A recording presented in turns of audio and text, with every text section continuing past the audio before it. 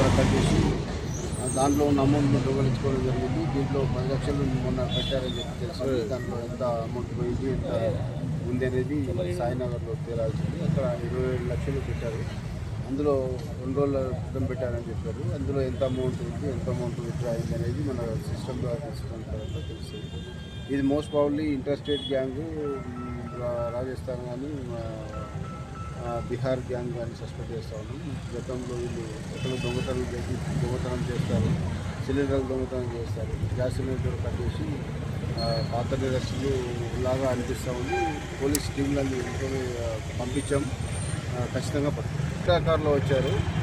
Creta కార్లు ఎక్కడ most probably వాళ్ళు గత నేరాల అనుభవాల దృష్టిలో ఎక్కడో దగ్గర ఆ క్రేటా కార్లు కూడా దొంగలించుకొని వచ్చినట్లు గతంలో ఉన్న ఇన్ఫర్మేషన్ ప్రకారంగా మనకు 5 వచ్చాయని చెప్పాను. 5 కార్లో 5 వచ్చారు. సీసీటీవీలు కొన్ని ద్వారా చూస్తాం.